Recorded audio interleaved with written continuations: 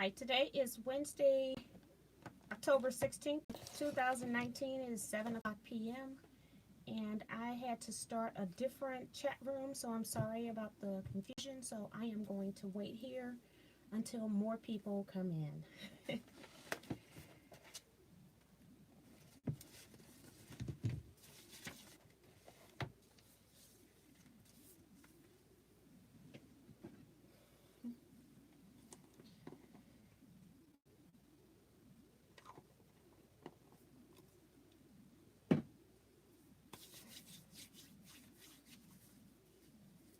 Thank you all for switching over to the new chat room. Sorry about that. Apparently, I need to set up some kind of streaming software to use my desktop. I always normally use my iPad. And I was working on my desktop, so I thought, oh, I'll just go ahead and set it up on here. And I'll just pull it up on my iPad. Well, it wouldn't show. YouTube is forever changing and having new things I have to do, so I have to figure that out. So we'll just wait a few minutes for people to come over into this room. I don't think it's going to be a long chat today. I don't have a topic other than winners, and I'll tell you what I did in the past week, and that's it. Guess I must have taken my envelope opener into the other room. But I'll open these up just to make sure they're what I think they are.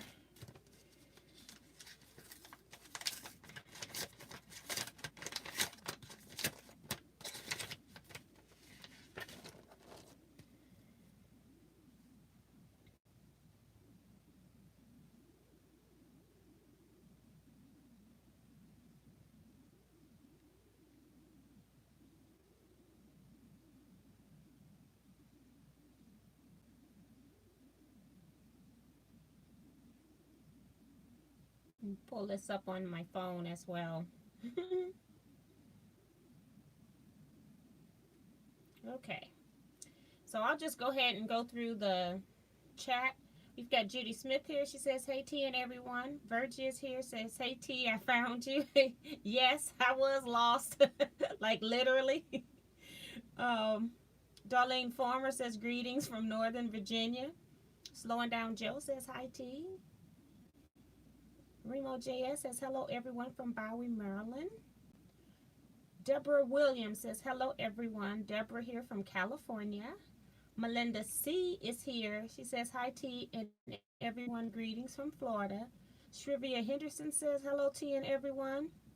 Loretta says, hi T and all. We've got Claudette here. Says, hi T and everyone.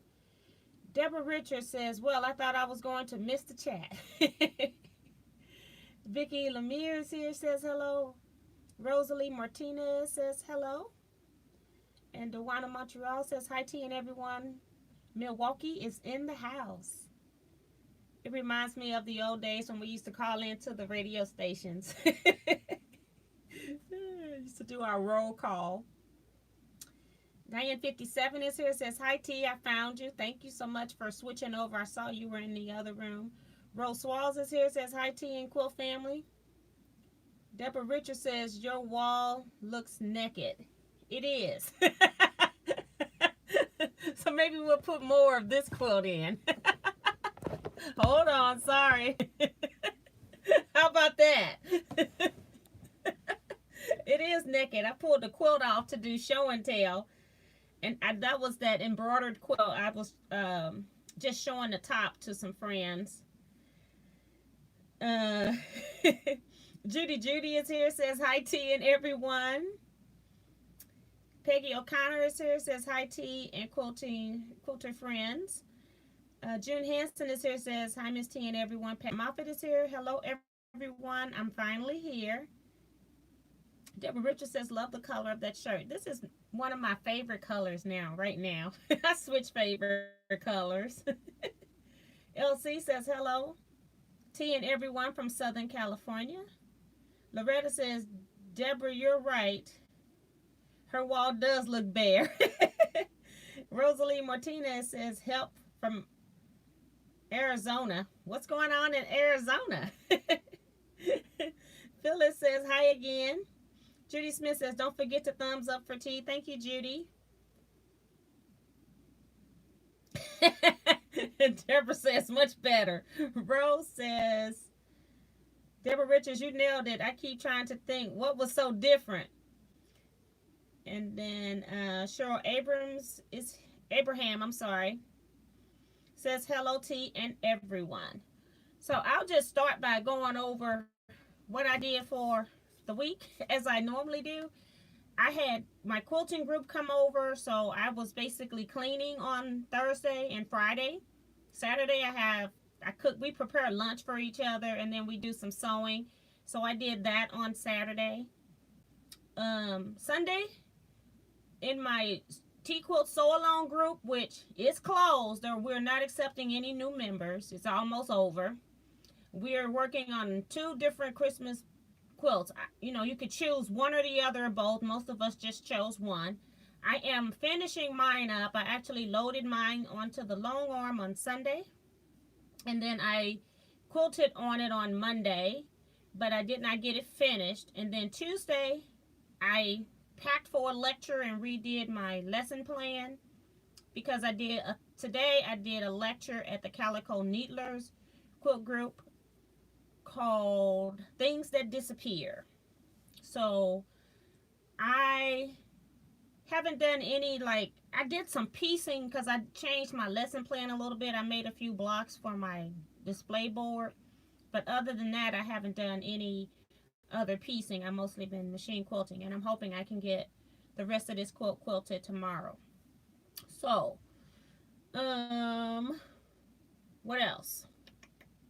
Millefory. I did start the Millefory. Started some hand sewing while the girls were here. I have about, I want to say the hexagons are about 5 inches maybe. I finished 4 hexagons. That's it. I don't know if I'm going to like hand piecing the Millefory, so I may end up doing something else, okay? So I just want to come on camera, and I knew I knew what this was. I just want to say I received Jennifer Mizard's retreat down payment, and in this envelope I have Claudette Bettis, and I've received her retreat down payment. So that's 2 people paid. I got a lot of interest in the retreat. People have been asking some questions, trying the best I can to answer them. So it looks like retreat is going to be a go. It will be successful. So just waiting for the deposits to come in by the end of the month so that I can sign the contract when I come back from Houston on Monday, November 4th. So that's my plan. Also, I sent out an email about retreat. If you sent in money, the checks for your $25 head count fee, I'll be depositing those checks on end of the week, I guess. Yeah, the end of this week. Whatever date I put in the email, I can't remember. And because I'm assuming that you're coming, since I haven't heard from you, I'm going to just go ahead and deposit those so I can get those out the way. And then any future checks that I receive will be deposited in 0 to 2 days, depending on when I get them and when the bank is open. So we have Cynthia Shade says hello. Lisa Capan Quilt says good evening. Congrats on 10,000 subscribers. Thank you so much, Lisa. I appreciate it. Laura Miller says it's still summer here in Arizona. So it's hot. We're up here freezing now because we went from 90 degrees one day down to like 46 degrees. I'm like, oh my goodness.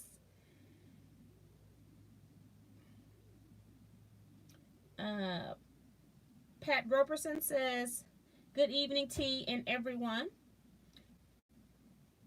And Laura Miller says it's still summer here in Arizona. I think I read that one. Shakita Pearson is here, says hello, everyone. Vicki Lemire says, I made Cornish pastries today. Wow. I'm so simple with desserts. It's got to be real plain for me to like it. Judy Smith says, will you start a new sew along group when the current group is finished? Great question, Judy.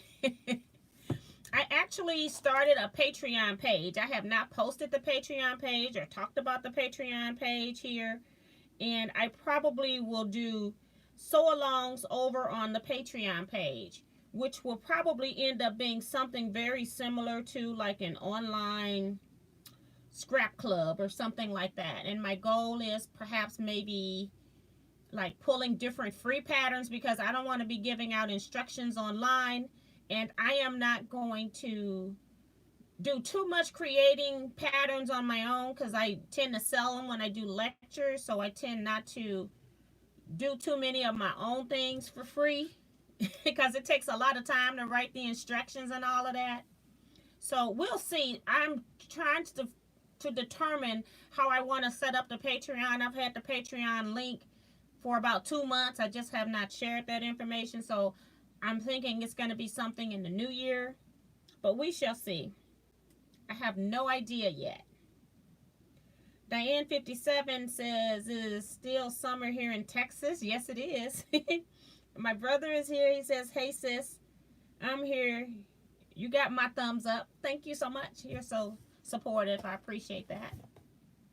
So, other than that, I had the lecture today. So I go to bed at midnight last night, and I did not sleep at all last night. So I had some errands I had to run after I did the lecture. The lecture was at 9. I think I left the center about 11:30. Had a couple errands to run while I was out that way. Got back home maybe about 2 o'clock. Ate a bag of popcorn because I was too lazy to cook. Went to sleep. So I just want to go back to sleep for real. But I knew I had to come on here and make the announcements of the winners. Also, if you have any questions that are quilt related, you're a beginner, I will answer those if you put them down in the chat box. But if we don't have any questions, I am going to cut this live short and go back to sleep.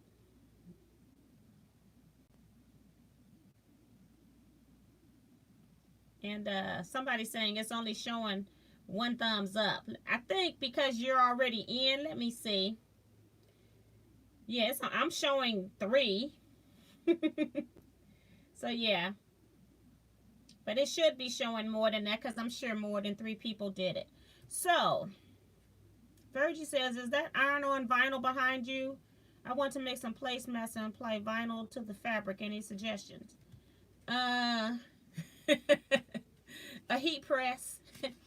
Because even I wouldn't even use a Cricut press because you have to apply so much manual force for vinyl. It's been one of those things that I've been working on. When you do HTV vinyl, which that is behind me, it needs a lot of pressure in order to adhere.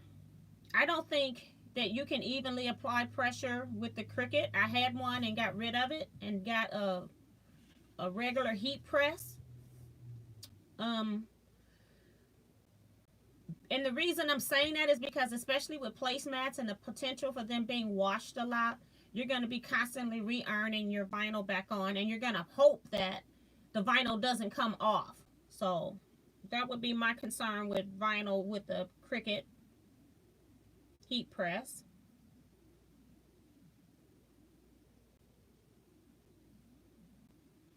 Vivian Calvi is here. She says hi, T. And Deborah says there's 56 watching.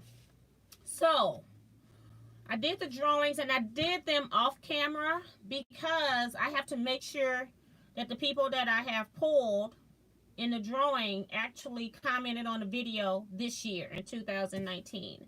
So when I do drawings, I like to support the people that are actually supporting my channel by either watching, commenting, or in the live chats. So the first winner I pulled was Joan Elkins. Her comment was, so happy for UT on the 10,000 subscribers video.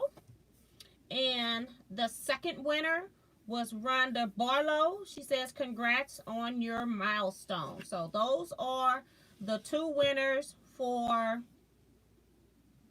the drawing, and the prize for that is $25 Amazon gift certificate. So you need to email me your email address, and you can email me Teaquilts at teaquilts.com. So I noticed that Joan also is on here to go to retreat. She's on my retreat list. And Joan, if you want, I can apply your $25 to your retreat payment, or I can send you the Amazon gift certificate. It doesn't matter to me which way you go. I just want to know you have that option as well. So again, the two winners are Joan Elkins and Rhonda Barlow.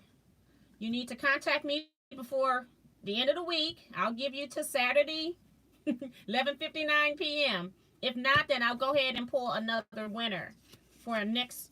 Maybe I'll just go live on Sunday and just announce a winner if those two people don't contact me. I do know Joan is going to contact me, but I don't have Rhonda Barlow's information. I have Joan's information. A lot of people are saying congrats on the winners. Dewana Montreal said, T, did you get your birthday blocks from me? Yes. Yes, I did. And I don't know if they're still in here. Let me see. I got some of them in here. And I'm sure I opened them up on a video. Yeah, you just missed the video where I showed them because they're right here on top, right after this one. With the Las Vegas fabric from Evelyn McGaw. So here are your blocks. I did get those. You sent 3 different ones in 3 different sizes. And so I'll put one on the front.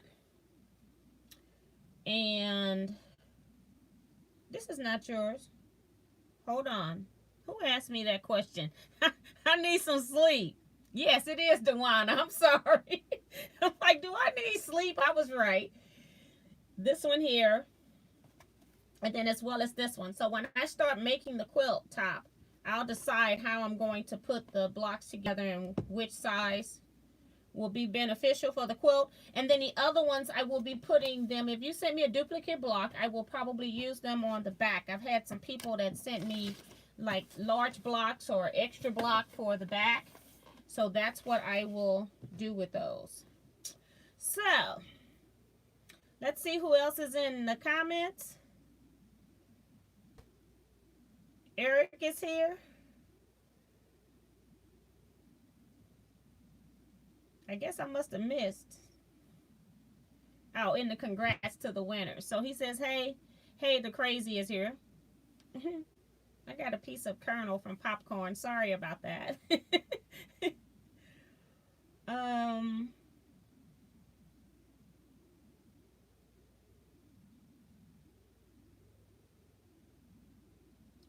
Tiffany's Quilting Life is here. She says, hello, everyone.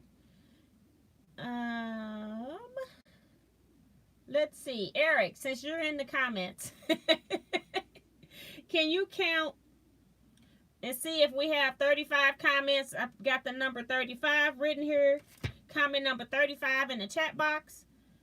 And that way I don't have to scroll through and count on screen.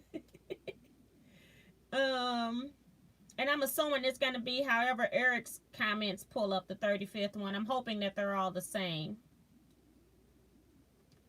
Trisha Tello is here. She says, hello, all watching from Southern California. Welcome, Trisha.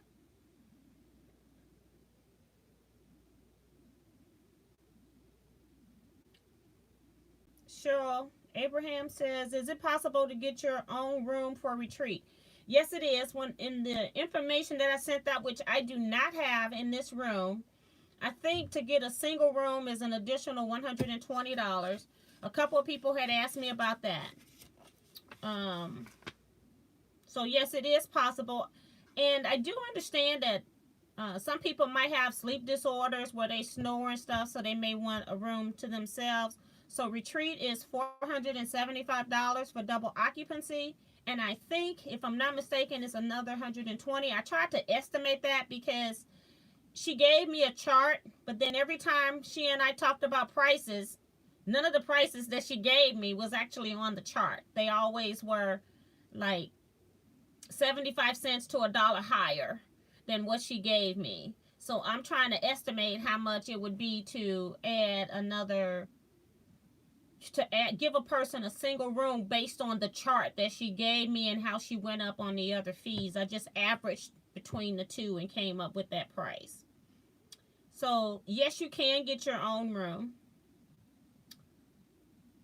And the one thing I do like about this retreat center is if you are a late sower, say you want to stay up to 3 o'clock in the morning, we're all inside. It is, you've got a different place where the conference rooms are to where we sleep, but it's all in the same building, so you don't have to worry about going outside, which is why I got rid of one facility, because all 3 locations where we would sew, where we would sleep, and where we would eat were all in 3 different locations, and they had one location where we eat was a great distance from where the lodging and the conference rooms were. So,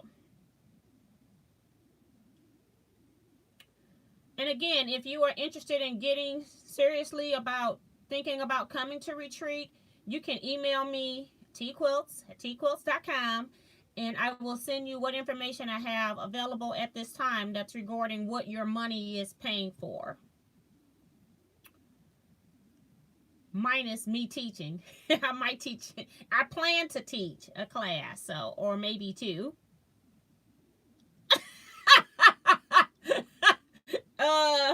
Teaquilters, you all might want to count the comments and see who made comment number 35. Eric says it's him. Deborah Swofford says hello from Utah. Glad to see you live. And then he goes, just kidding. See, I knew it. Kathy Kelly says hello from Chicago. Eric says, congratulations, Lisa Teaquilts. Come on down. You're the next winner on the Tea is Right. So, Lisa, you won $25 Amazon gift thing. Now, now that you know you won it, you got to stick around and hang around, because before we close, I'll go, Lisa put something in the comment box. So you got to make sure you're still here at the end. But I just want to put it out there, because people have left and then they don't win. So, yeah. So congratulations on winning. And I do appreciate you all support. I do not make a lot of money off YouTube. Since I don't monetize all of my videos, because people were upset about me monetizing my videos in the middle. I don't do it all the time anymore. And so I do not make a lot of money on YouTube. I think I was making around a little bit over $200 a month on YouTube. And now I'm down to like maybe $150 a month on YouTube. Okay. So I don't make a lot of money on YouTube. And I'm not necessarily here for the money. The reason why I like to monetize on YouTube is because then I can go out. I don't mind traveling to quilt shows. I don't mind buying things to test them out for you all. But it just doesn't pay the bills around here, okay? What makes bills for me in my business is selling my products, and then as well as doing quilt lectures and workshops through the various quilt guilds that hire me. So that's where I actually make money in my business.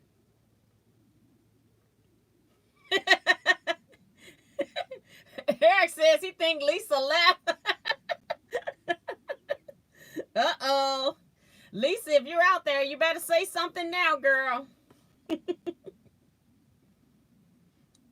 Let's see. She was just in here. I'm trying to see what time was it when I read her name, but I'm not going to find it. She was in at 7:13.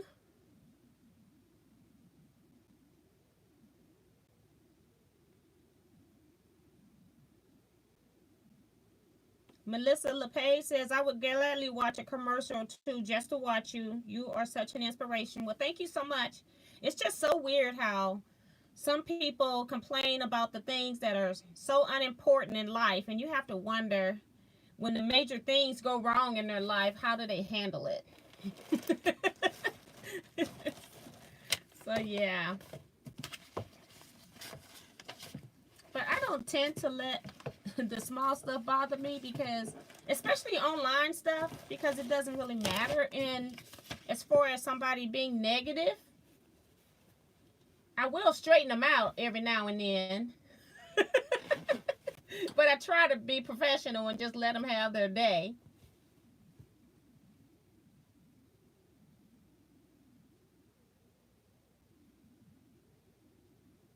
Uh-oh, Diane says she does a live about now. Okay, so we're going to have to pick another number. The reason why I had picked number 35 was because on my shirt, I did not realize that in July of this year, I had done 25 years of quilting.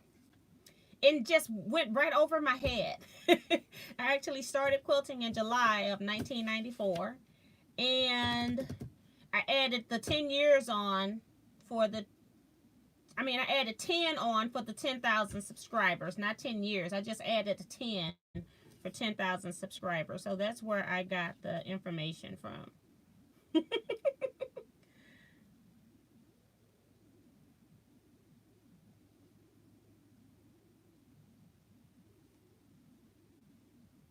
And Vicky says, I told her. Debbie Williams says, complain, you are so gracious to share your time and talent. Not about, nobody should complain. I agree. But they don't understand that. Oh, Lisa says she's here now. We'll check back with you, Lisa, later. You better hang in here. Pat Bowman says, is it your age? My age is 35. Well, not really. But I can say that I start graying at the age of like 21. I had about 3 or 4 strands I used to pluck out. And then every time I look up there, I'd see a little bit more gray. And I go, well, I think you better quit plucking your gray hair. But I'm way more than 35. I'm actually 54. I'm not ashamed of my age. I have to think about it. But when I tell somebody, because once I turned 30, I stopped counting. My goal was to get to 30. Lisa says I had to go clip my bird's wings. Ha ha ha.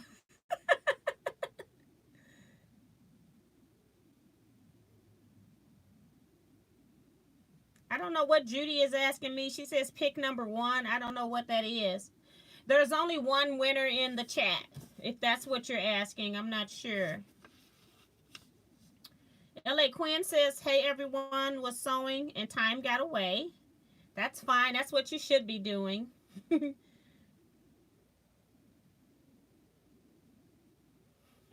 And Lisa's like, I did? That is so awesome. That bird almost made me miss it. Ha, ha, ha.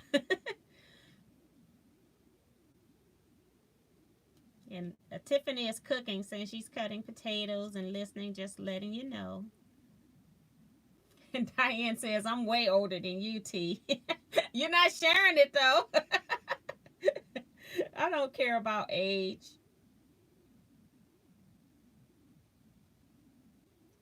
So, yeah. If there aren't any questions in the chat, I don't know what we're going to do, because I'm done.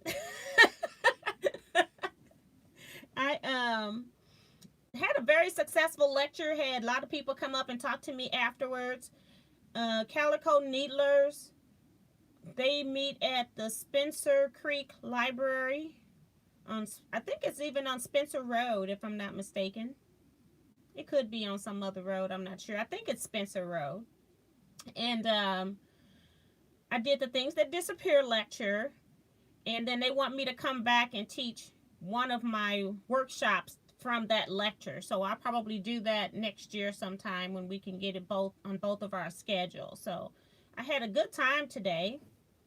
Just tired because I couldn't sleep last night. Oh, here we go again. We had Kim that says, I am back. For some reason, I was only getting audio. And I probably forgot to shout you out earlier. I'm sorry about that if I did, because I don't remember saying your name. Um, YouTube was doing that before, where I had people telling me they had either audio or video, but not both. And Eric also had it on that same day. Eric says, "Hey T, on a serious note, would you do a live on how you create your lectures?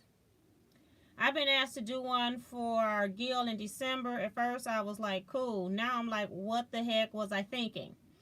And I'll just tell you, because there is no process for how I do it, other than when my very first lecture that I did was on scrap quilts, because that was what I did. It was my forte. And then I got real nervous about, okay, you're new to lecturing and people have been quilting longer than you. What are you going to tell somebody that they don't already know? And my rationale was, these are my quilts and this is what I do and this is how I do it. And even in my videos, I tell you sometimes, because people will come into the comments and tell me, you can do this way, you can do this that way. Sometimes my techniques are quicker. Sometimes I'm methodically doing something because I like truly scrappy quilts, so I don't do a lot of strip piecing.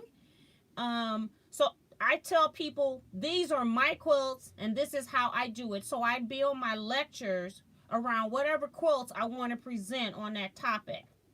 So I did the scrap quilt lecture probably for about 2 to 3 years, and then people started inviting me back to Gil's, and I had to come up with some other stuff.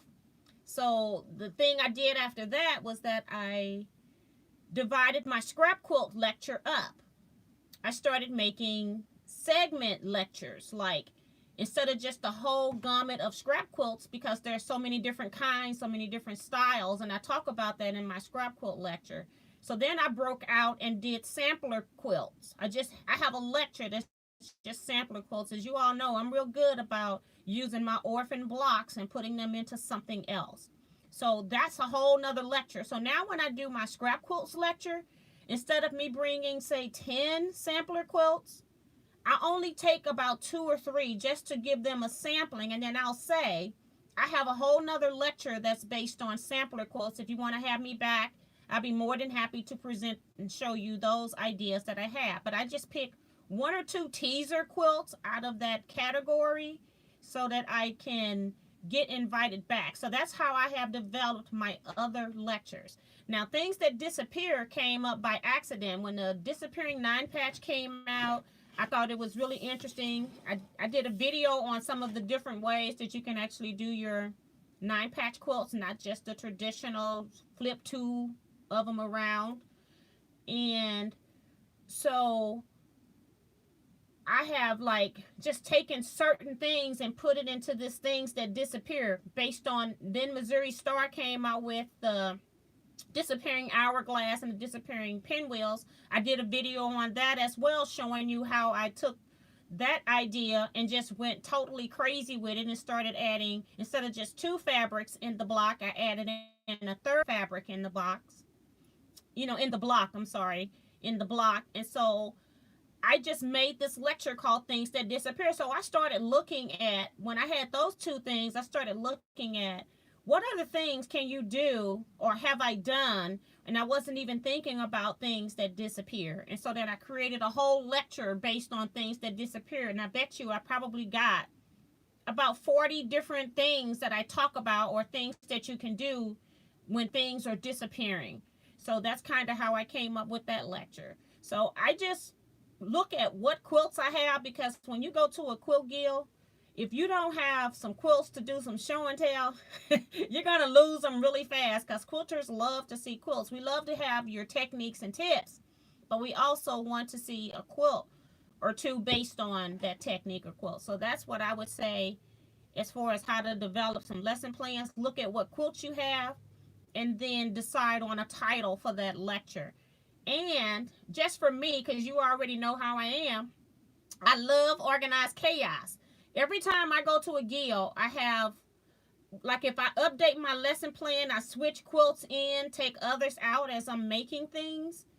I have a list of the date that I made the change. So I keep a date in my footer on my lecture. So every time that lecture changes, I resave that file with the name of that lecture and the date that I'm resaving it as. And so I know if I went to your guild in 2017 and I taught things that disappear, I know what quilts I showed in 2017 compared to the quilts that I'm now showing in 2019. And that's another reason that guilds also have me come back, because they know I'm constantly changing out quilts that go into my lectures. And if I was just guessing, I'd probably say, I can't remember how many lectures I have off the top of my head. I'm just going to say like maybe 10. And I probably have over 400 quilts that are stored, and I store them by the subject area. And then sometimes I have to go into that subject area just to pull 2 or 3 out to add into another lecture. But I always try to have 30 to 35 quilts, and most times I'm near 45 quilts that I'm showing people. And I never pull more than 2 or 3 out of another lecture, because when I come back, I want you to know these quilts are different. You're not seeing the same thing over and over. For somebody that didn't have anything, that sure was a lot, wasn't it? Hold on, let me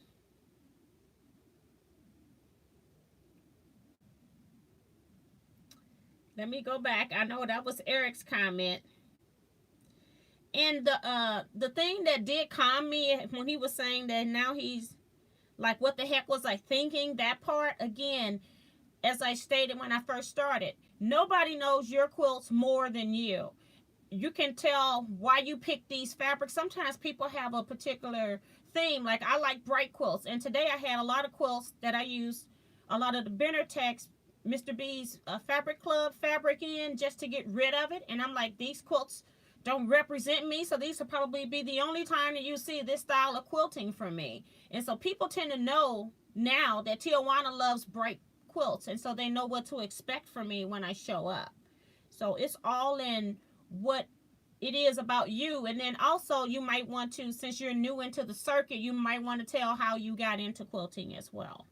But nobody knows you better than you, so just keep that in mind as you're presenting. Uh-oh, I got people doing confessions. Loretta will be 64 next week. Happy birthday to you. Hope I remember next week. Remo says making a French is quilt for my son. He wants a puppy, so I'm giving him a quilt. I think she got a typo in there, but I do know what she's saying. He's not getting a puppy.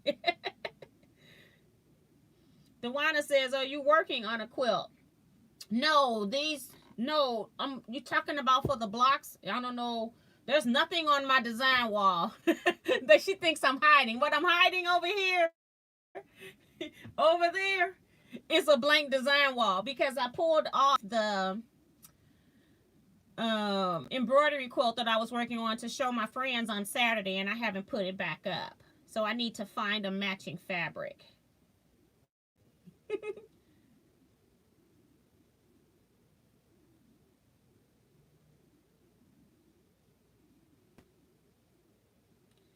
Oh, okay. So the one Remo corrected. She said Frenchie. Okay.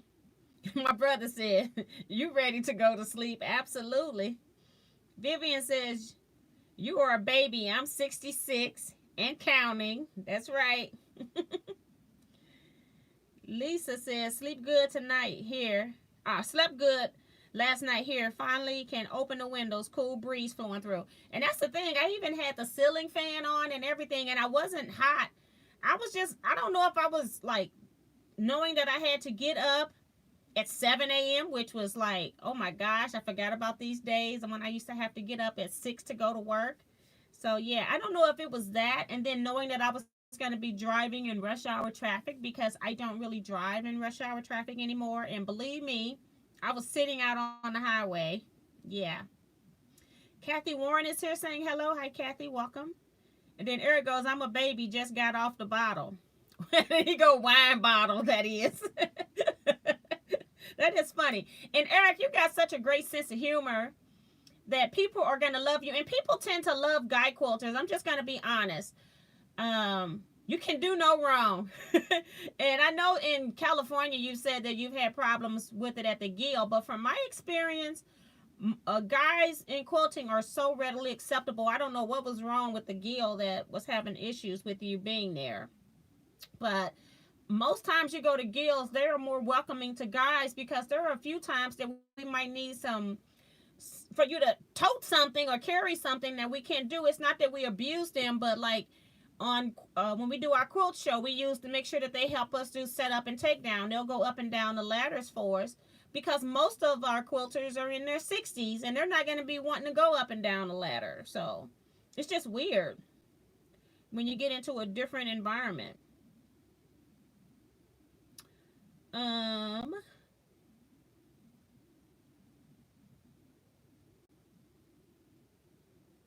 he says only 10 lectures, really? And you got how many works in progress in UFOs? I even have a lecture that's a works in progress UFOs, and I call it. Uh, I pull any rulers or projects or patterns for anything that I've been working on that's out in my open space. So funny that one of the guilds did request that. They just wanted to know, what are you working on now? And so I actually took UFOs as a lecture. I only have 10 lectures, but again, I'm showing, or about 10 lectures, I'm not sure because I haven't counted, but I'm showing 35 to 40, sometimes more quilts, or I'm also doing demos while when I do my lectures, I make sure that I'm also teaching. I'm not just there giving you a quilt show. I'm also teaching you something. So yeah, about 10 lectures because I divide my quilts into them, and then every once in a while I go, okay, you're creating something different now. You might need to do this. And while I'm thinking about it, in the comments, somebody asked me if I had any panel quilt videos. I have one panel quilt videos where I was doing patriotic bears, so you can search patriotic bears. I'll make sure that I put it in the comments as well. I want to do more panel quilts. I just need to clear out some of this stuff that I've got hanging around here, okay? All these containers that I showed you that's stacked up here to the ceiling.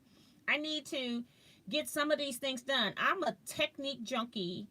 I'll tell you that about me. I do finish things, but I love techniques. And so I'll get started into something else so I can use a new ruler. Or even my job in itself warrants me having a lot of UFOs. I found as soon as I finish a UFO that I teach in a class, somebody is going to request that class within 6 months. And then I'm going to have to start over again making new sample pieces. And by the time I'm making sample pieces and have enough to teach a class, I've got like a third of the quilt completed. So go figure. My job is conducive to UFOs. Also, if I'm demoing rulers or AccuQuilt things or anything, any other products, I'm also creating UFOs in order to do reviews on those type of things. So let's see.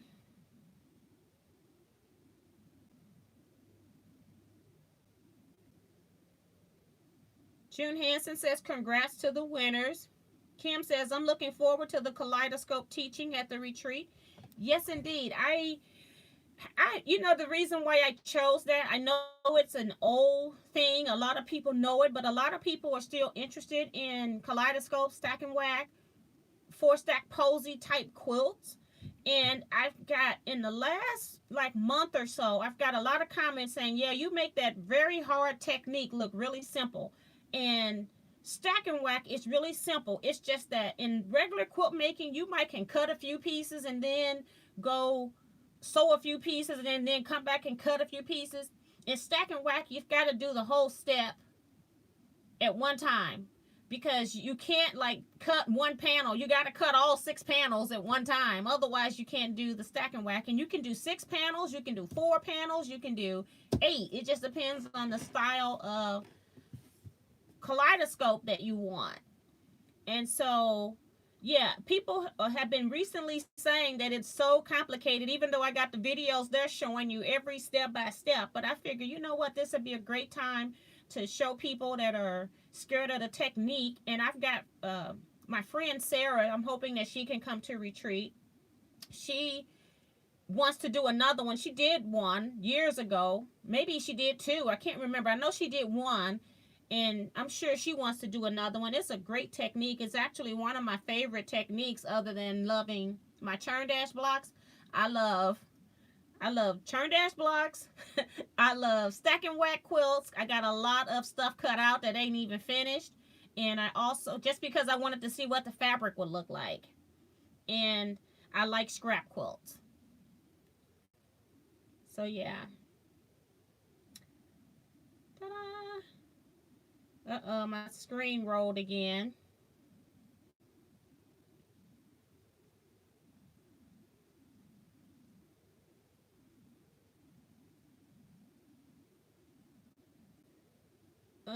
Shakita says, wow, where do you store 400 quilts?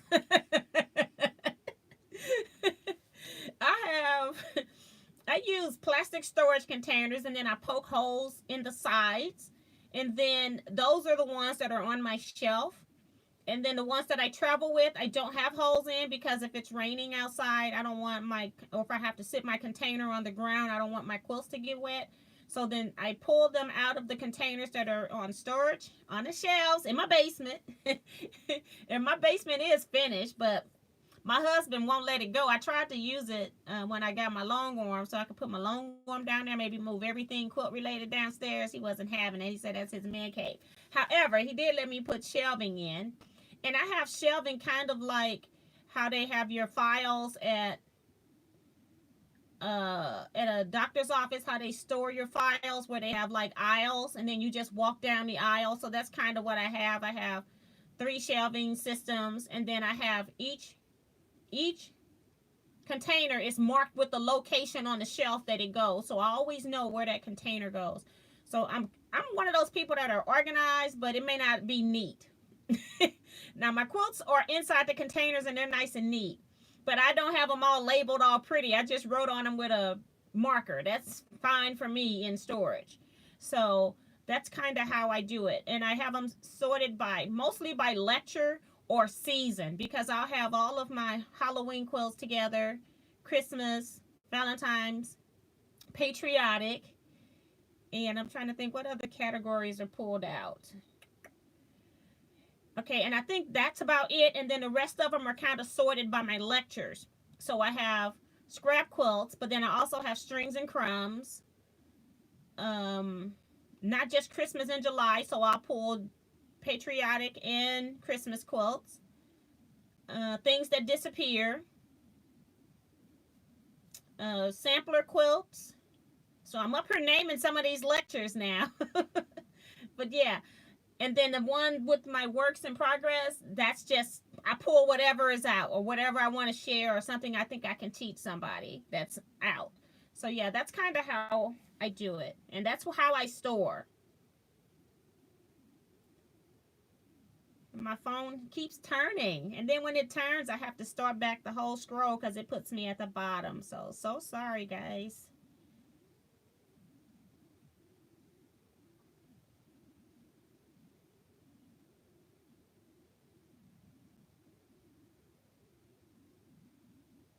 Okay. And Judy says, now how did not get invited to the lecture? I'm not sure what she's asking. Peggy O'Connor says, wow, 35 to 40 quilts is a lot. I've been lucky to see your lecture. Always interesting and informative. And interesting because I haven't even taught at our group since I was VP. And I think I brought in the Scrap Quilting Club projects. And that's another lecture that I do. Every once in a while, I'll do a lecture at our quilt guild, and I will pull in the Scrap Club quilters, because what it does is I assign projects, and you don't have to do those projects, but I'd say maybe 10 people out of the 25 or so will do the project, and it's just really nice to see the difference in fabric. And so I might pick a year, or maybe I'll even say we'll do all years, but most times I'll limit it because we've been meeting in Scrap Club for a while now. We got so many quilts. But then I'll make a list and put group people together so that they can show the light quilts together. And it's really interesting to see how one pattern changes based on your fabric combination. So,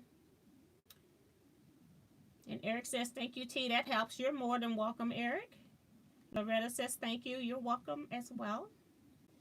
Diane says, Eric, just choose a topic and make samples, and you may want to show a technique. Tiffany says, I'm a baby, laughing out loud. I turned 39 on November 4th. Well, happy birthday to you, too. It's coming up real soon. Phyllis says, writing to Charleston, South Carolina, talking to husband and listening to the chat.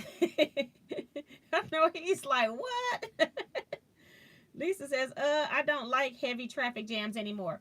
And that's the thing that I've noticed about myself. And it's also part of the aging process where we start changing things in our lives that don't matter. And the first thing that probably didn't matter to me was that my socks didn't have to match anymore. Although they do match all the time. I'm just, in my head, I realized, okay, you must be getting old because you're saying it really doesn't matter if your socks match. But I do wear matching socks, and I do know that now unmatched socks is a thing. So, yeah, I have started certain things I'm allergic to that I wasn't allergic to all my life. Now I'm allergic to it. So, just aging is a process.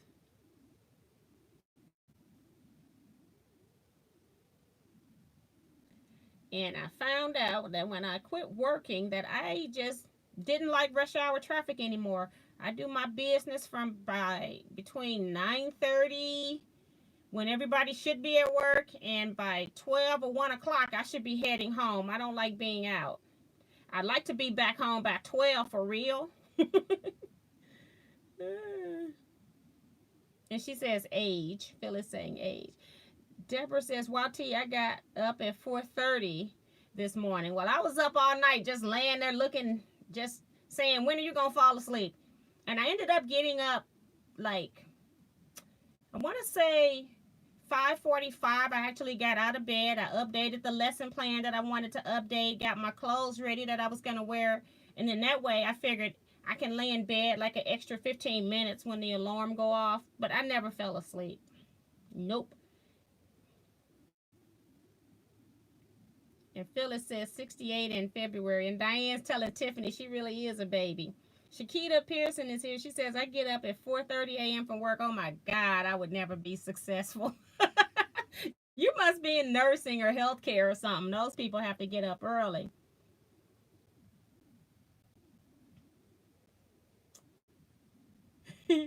Bonita Nancy's here. She says, hello, Miss T and everyone. June says, I get up at 3 a.m. on Friday to babysit my grandchild. So I get my sleep pattern back, and there it goes again. I'm 66 this year, so I'm slowing down. Yes, indeed. That is very early to get up to babysit. Because most kids, if they already had been up, they got up. If they're walking around and moving, they don't go right back to sleep.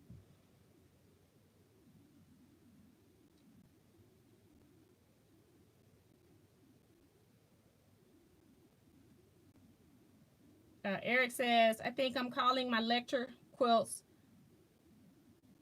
that means something. Usually I make a quilt for someone that a lost a loved one or is struggling, so it has more sentimental value. That's really nice. Lisa says, I've got to go finish clipping Poppy's wings. We only got one side done. Ha ha, he's all lopsided, right? Lisa, you better hang around here because they already know the rules. If you leave, oh girl, I'm gonna let the chatters decide if she should get it or not. You all let me know. It's already 8 o'clock though. I did start a little late because I had to switch over, so we'll go ahead and give it to Lisa. Say he's all lopsided, thus this minute poor birdie. Y'all have a good night. Congrats again on the 10,000 subs. Thank you so much. Since it's already after 8, we're gonna go ahead and give Lisa this gift. I didn't think I was gonna be on here this long, okay? You all are good conversationalists because you all can keep me on here an hour without me having a topic. That's pretty good. And Eric was even telling her, wait, Lisa, you can't leave yet. T says you got to stay until the end for something. Teresa McBrayer is here. She says, hi, Teaquilts and ladies. Hi, Teresa. Okay, he can wait a minute, laughing out loud. He's staring at me, giving me a guilt trip. Go ahead, Lisa, and finish your bird, honey. We'll give it to you because it's already after 8. Sandra Brummett says hello from Caddo Mills, Texas. Hello, welcome to the chat. Appreciate you coming. And Teresa says the churn dash blocks is also one of her favorites. Phyllis says, Eric, you can lecture. You will do well once you do it. Like T said, share what you do. And I've actually met Eric, so I know he can hold a room. He can keep attention. He's got a great sense of humor as well. LaForest Washington says, hello, everyone. A little late. Welcome to chat. We're about on our way out almost.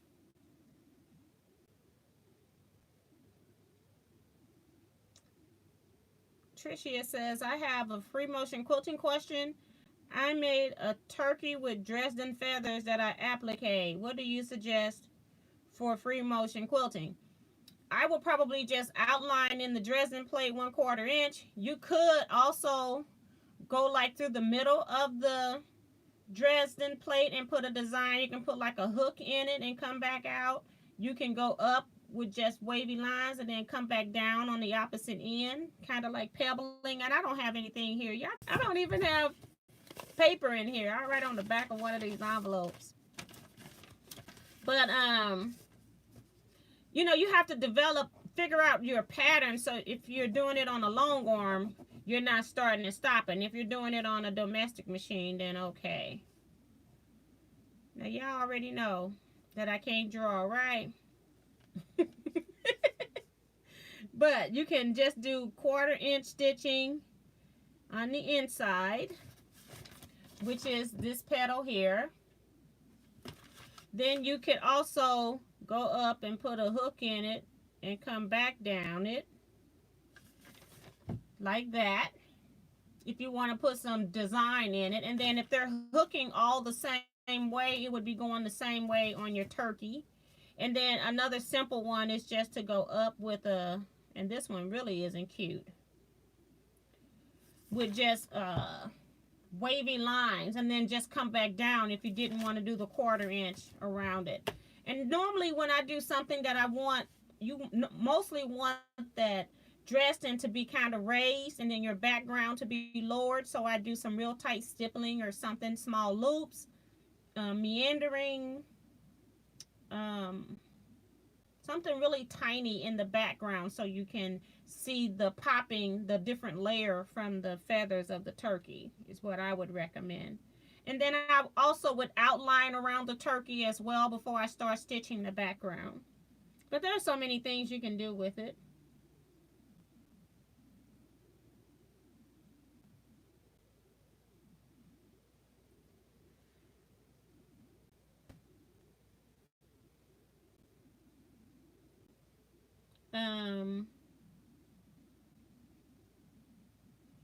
Diane says, Eric, that is an excellent idea, but you need to maybe show your favorites to make and give away and why you chose those patterns.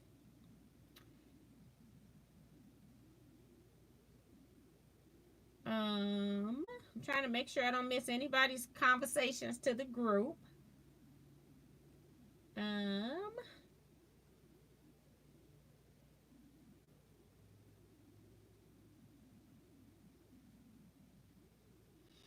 When you're live, just turn off the auto rotate on the phone. Okay. I have to remember that. I can barely remember to take the notifications off. But that's a good tip, Tiffany. Thank you. Linda is talking to Tiffany. Tiffany says, I learned my lesson last 2 live feeds ago. Now it's easier for me to always see comments. Judy says, how did you get invited to do your first lecture? And do you show your techniques? Yes, that is actually where I show. I show you all I'd say like maybe 50 to 60% of what I actually do on a lecture.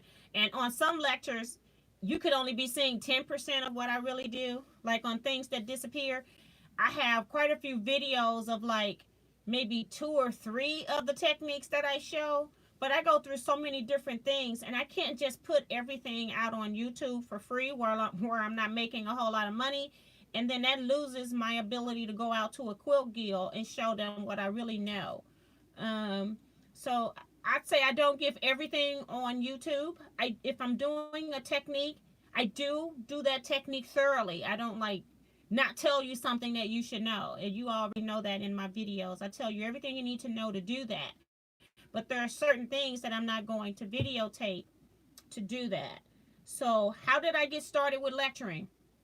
I actually met a lady that was a manager of Abby Sewing Back, and she talked to the owner, got me to come into the store. Their main store at the time was in Fairview Heights, but I went to their Edwardsville store. And now the Fairview Heights store, I don't think it's there. They still have the Edwardsville store. And I taught there once a month, a class. And I had a good following there. And then one of those students there asked me if I would come to their guild and do a lecture. And I'm like, absolutely not. I don't speak in front of people. And it was so ironic because I was enrolled in Toastmasters, and Toastmasters still wasn't cutting it for me. I don't know why those techniques didn't work for me, but they didn't. And so I was, as I told you before, I was a nervous wreck to do that first lecture. So it was because of a student in my class where I was teaching a class once a month asked me to go to her guild. What I found, if you are a good presenter and people like what you're showing them, that word of mouth gets around. People are, the quilters that are in these quilt guilds are members of more than one guild. And you also have people that when a quilt guild has a presenter, they advertise that presenter, even though people didn't know a thing about me. New people will come out to see that presenter, because sometimes your guild meetings might be, we're preparing for a retreat, we're preparing for a quilt show, we're having a Christmas party, we're having an anniversary party. So you don't get a lecture every month per se. You may get a lecture 7 to 9 months out of the year, maybe. You might get an actual quilt person in. So when people hire in somebody to teach, then other people will come to those meetings as well that are not even members of that group. So that's how I kind of got hired. I did one lecture, and then I just started going around the entire St. Louis area. I had always been sharing my quilts on, I always had my website, wasn't making any money. I don't know what possessed me to make a quilt and then just put it out on the internet, not even having a following. So I've been doing that since 1994. And so once I started going around and people started asking me, did I have business cards? Because, of course, my first lecture, I had none of that. And so then I started developing. As I made money lecturing, I invested that money back into my business. I never spent any of that money the entire time that I was working. I always invested that money back into the building. I have my own dolly that I transport my quilts in on. I have my own quilt stands. If I want to show 4 quilts, I can show 4 quilts if I want to.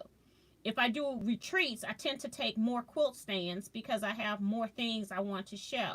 If I'm doing a lecture, I'll only take mostly 1 quilt stand. Or if it's a 3-hour lecture, then I'll take more than 1 quilt stand. But if I'm just going for an hour lecture, I normally do 1. I have all of my own supplies, and when I show up for that lecture, nobody has to help me tote my quilts in. I got everything. I do it because you hired me to present. You didn't hire me and then want to come work for me for free after you're paying me. So I tend to try to do as much of my setup by myself. If somebody offers or come over and say, can I help you? I'll have them maybe do one side of the quilt as we're raising it on the stand. That's about all the help that I get from people when I do lectures. So that's kind of how I got started. And then I've traveled, let's see, how many states have I done? So, of course, Missouri, and I've been in all kinds of the counties of Missouri. I have, of course, done Illinois because it's close, but I've also done some traveling in Illinois where I've done lectures. And then the other states I've been in is Kansas, and Iowa. Yeah. I think those are the 4 states that I've actually done lectures in so far. Let me make sure I got everybody's comments.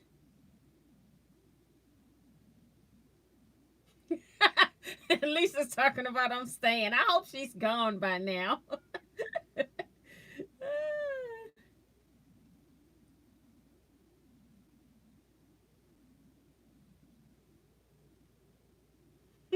And Debbie says aging is not for sissies. Remo says she turned 58 on October 12th. Happy birthday to you. I hope you're still celebrating the whole month. Tiffany says, so I decided breakfast for dinner. That's what I got to do now is figure out what I'm going to eat before I go to bed. Darlene says she used to get up at 4:30. I'm kind of skipping some of these now. And was at the Pentagon by 6 a.m. for 30 plus years. Yes, Lord, honey. I did 30 years and 3 months at one place. I said that's enough. Diane says she gets up with her hubby at 4:30. Darlene says traffic is bad in the DMV, going and coming. Yes, and I've been seeing like people do videos where they were talking about and showing how bad the traffic is in certain areas. And we all know most of California stuff is bad. LA. June says, I used to have a 45-minute drive when I worked, so I don't miss it. And that's exactly what I had, was a 45-minute ride to the south side. And then in Missouri traffic, you get snow, and it can turn into a 2-hour drive. I'm like, I can't do this. I'm so done.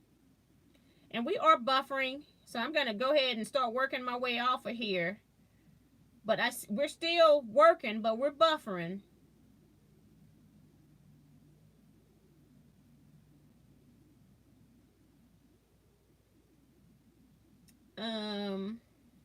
Deborah says, I'm so sleepy I can hardly keep my eyes open. Good night, everybody.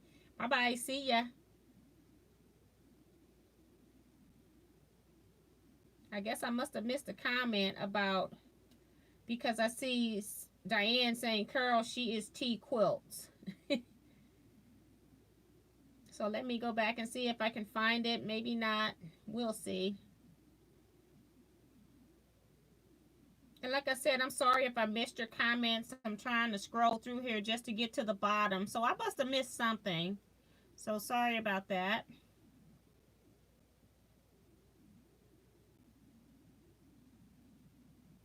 Did you all see Tiffany's Quilting Life video where I made her t-shirt for her channel? That was real fun to make her t-shirt.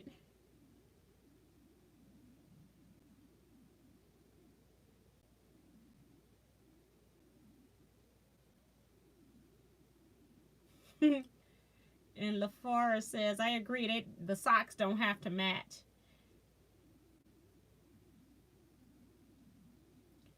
And you know, normally, like, I normally stay up until like 4:30 or 5. I'm a night owl. So I like to stay up at night, and I go to sleep around 5 o'clock in the morning. Sometimes I'll get in bed like between 2 and 3. That's okay. And then I sleep to 11 o'clock. When I have to do a lecture, now for days I've been preparing myself to go to bed a little earlier every night. And I have not been napping. And then last night I'm just laying there wide awake. I didn't get it. I normally get my sleep. I don't have like sleep apnea or any kind of sleep issues. I'm just on a different sleep schedule. And then I even worked my way to, when I know I got to do something, I don't just go the night before and go, I'm going to go to bed early. I do prepare days in advance of me having to do that early run. So I just think it was the fact that I had to get up knowing I had to go in rush hour traffic or something. That's all that I can think it was. So I don't know if I missed any important comments. But we're going to go ahead and end here. We're buffering. We've been on 69 minutes, going on 70 minutes. So that's an hour and 20 minutes. So thank you all so much again for 10,000 subscribers. Thank you all for supporting me coming into my weekly chat room. I appreciate that as well. And it's really awesome that you all communicate in here so well with me that I don't even have to have a topic in order to stay in here an hour. But I appreciate that. And see you all next week. I do have an ASMR video where I'm just doing machine quilting. It's about a 15-minute video, somewhere around there. I'm not talking on it. I'm just machine quilting one of the charity quilts. I think Rose Swall's daughter donated that quilt. I can't remember now, I think. And so I was just quilting that quilt. I'm going to release that hopefully tonight if I don't go to bed. Otherwise, you'll see it tomorrow. But it's more for ASMR where people just want to listen to a sound that they find soothing. If you're still interested in retreat, don't forget to go ahead and get your deposits in. You need to have a total of 125 in by the end of October. And that's all I can think of right now. If y'all got any questions for me on techniques or interested in some topics on videos, things that we can talk about in live chat, just leave them in the comment of any video. I'll make a list for them. Otherwise, I will see you all next time. Stay blessed, everybody.